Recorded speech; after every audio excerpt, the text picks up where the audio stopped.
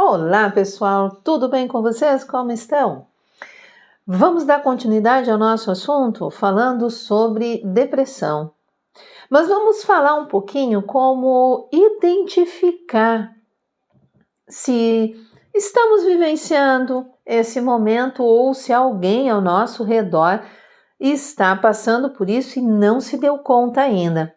Nós temos algumas características muito claras que, se nós olharmos com cuidado, nós vamos conseguir observar.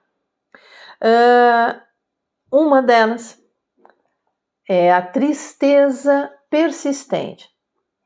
A pessoa começa com acordou de mau humor, chateada, meio triste, passa o dia inteiro naquela tristeza, não sabe muito bem explicar por quê. Passa 2 dias, 3 dias, 5 dias, 10 dias, 15 dias, 1 mês, e aquela tristeza, a pessoa vai, dorme, acorda sempre com aquela tristeza. Essa tristeza ela vai aumentando, além de ela persistir, ela intensifica. Há momentos na vida em que é óbvio que não tem como não entristecer, né? Nós temos momentos como a perda de um ente querido. Quem é que não entristece? Quem é que não, ao longo dos dias, não acaba ficando cada vez mais triste pela saudade, pela falta? Só que nós temos aí no canal uma playlist sobre luto, onde eu explico direitinho essa questão do luto, né? Essa tristeza, essa melancolia do luto, ela tem um tempo considerado dentro do padrão. Acima desse tempo, ela passa a ser patológico, podendo então desenvolver a depressão. Mas pessoas que vivenciam isso sem a perda de um ente querido, situações do dia a dia, ou não sabem o porquê. Mas essa tristeza, ela vem num crescente, ela persiste, ela não sai dali, ela acompanha cada passo da pessoa e cada vez mais intenso. Ao mesmo tempo, essa pessoa vai perdendo o interesse pelas coisas que antes lhe agradava tanto.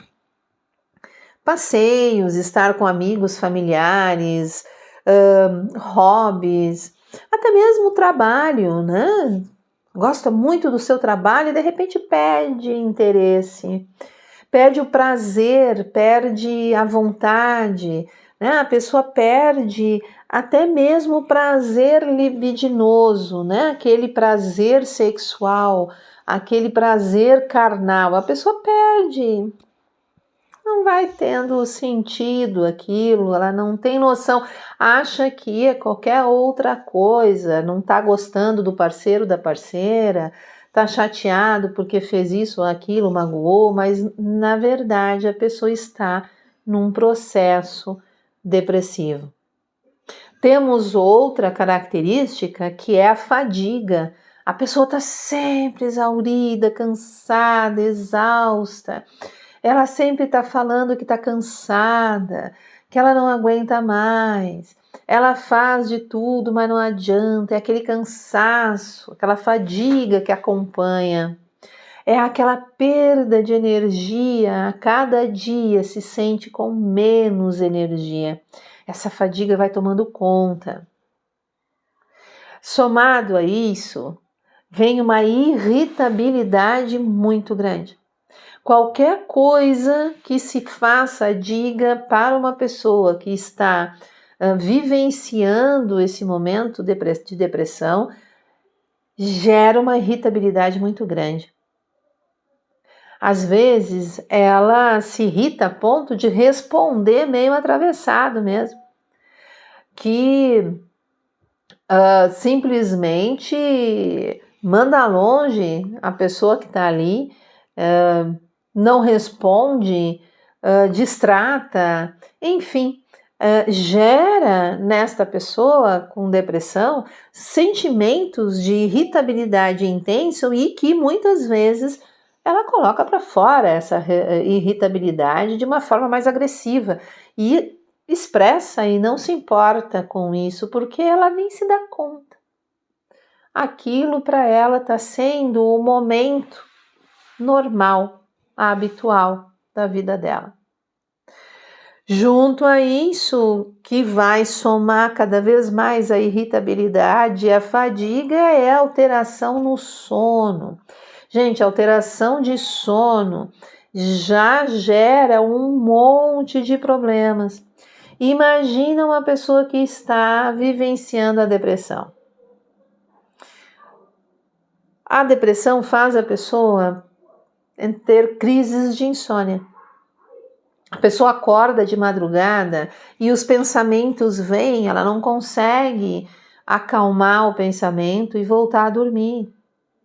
Muitas vezes ela não consegue nem dormir, ela vai para a cama e fica, rola para um lado, rola para o outro, rola para um lado, rola para o outro, não dorme, não consegue dormir e vira a noite acordado. No dia seguinte, como é que a pessoa está? Extremamente fatigada.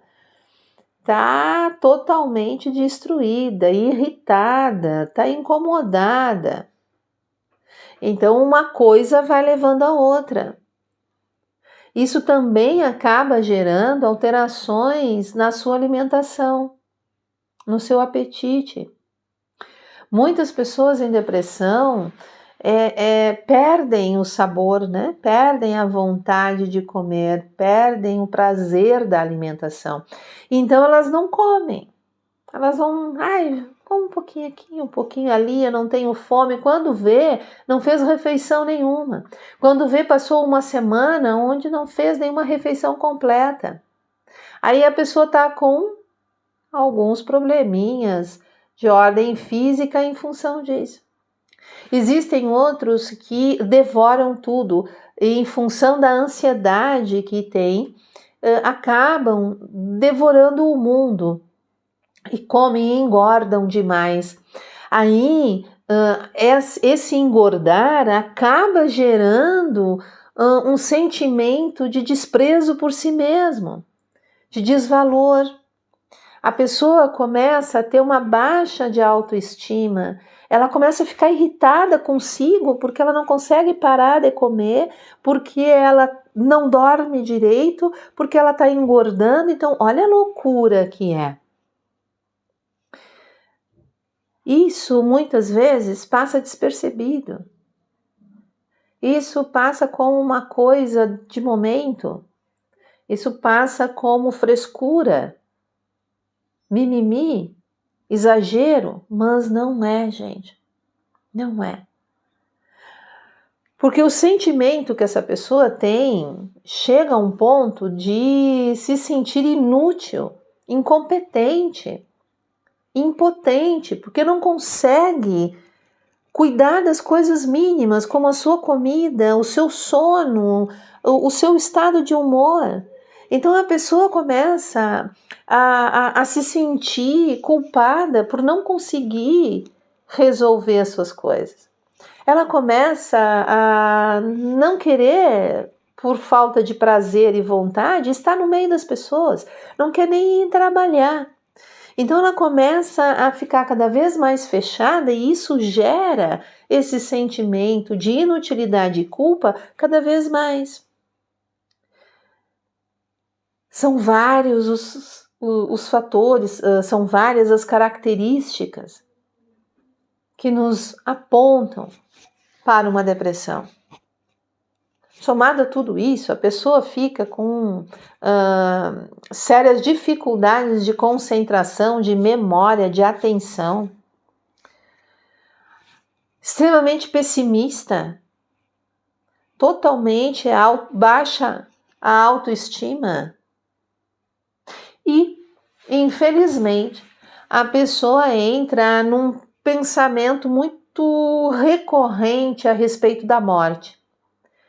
Ela vira e mexe e fala da morte, sobre morrer, sobre a morte, ou ela começa a trazer casos de conhecidos que morreram, familiares que morreram, ou começa a falar sobre morte mesmo, né? O que ela pensa sobre morte, no que ela acredita sobre a morte. Então, a pessoa começa a trazer esses assuntos. A maioria das vezes as pessoas não se dão conta, e tudo bem, gente. Nem sempre os profissionais que estudam e trabalham em cima da saúde mental se dão conta. Não vai ser no dia a dia, com tantas coisas que nós temos, que nós vamos parar para observar tudo isso. Principalmente quando isso não nos chama atenção e a gente não para ver um vídeo, ler um artigo, ler um livro, alguma coisa a respeito do assunto.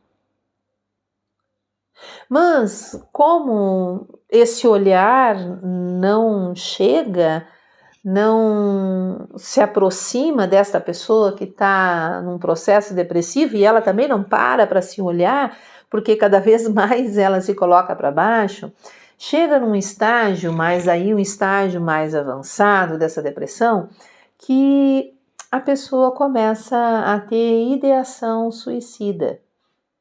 Ela começa a pensar em tirar a própria vida.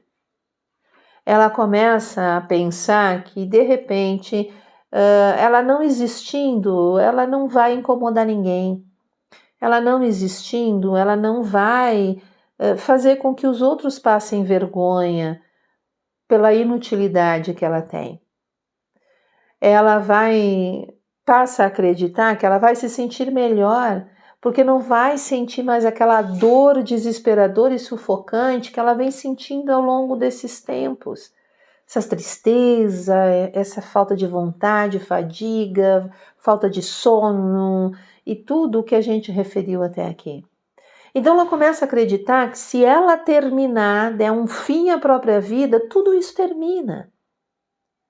E ela começa a imaginar meios de resolver esse problema, tirando a vida e se livrando de toda essa dor, todo esse sofrimento.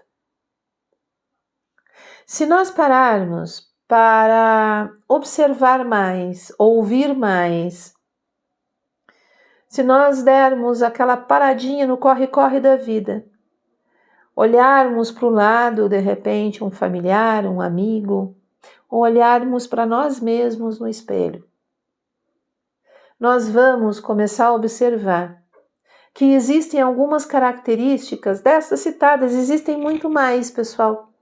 Todas as que eu falei aqui têm um grau altíssimo de importância, uma não é mais importante que a outra.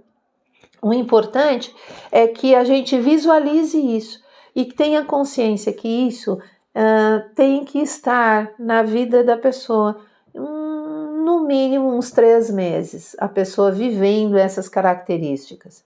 Quanto mais tempo, mais intensifica, mais aprofunda.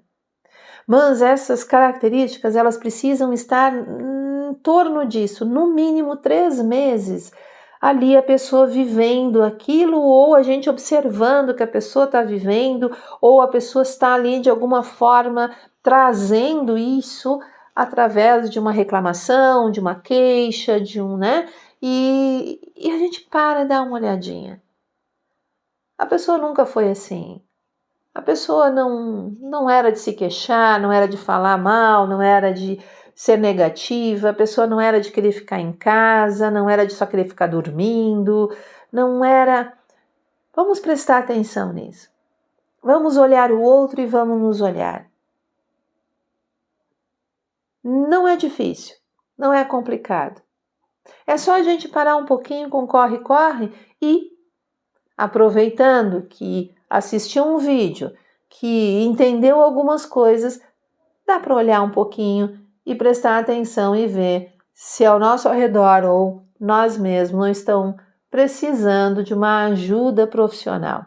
Porque depressão é com ajuda profissional, gente, não é com conversa no bar, não é batendo papo em um WhatsApp ou com um chat GPT ou qualquer coisa do gênero. É algo sério, algo que a gente tem que levar a sério e buscar ajuda profissional. Gostaram do vídeo? Ajudou para alguma coisa? Trouxe alguma informação para você? Dê o seu joinha, isso faz com que o YouTube passe o vídeo adiante para mais e mais pessoas. Não assinou o canal? Assina, ajuda ele a crescer e se manter na plataforma. Faça um comentário, tem essas características, está na dúvida, quer trocar uma ideia? Coloca aí, eu respondo tudo. E compartilhe o vídeo para que mais e mais pessoas possam ver aí se tem alguma característica em algum conhecido ou em si mesmo. Muito obrigada, gente, por estar até aqui e até o próximo vídeo. Um beijo!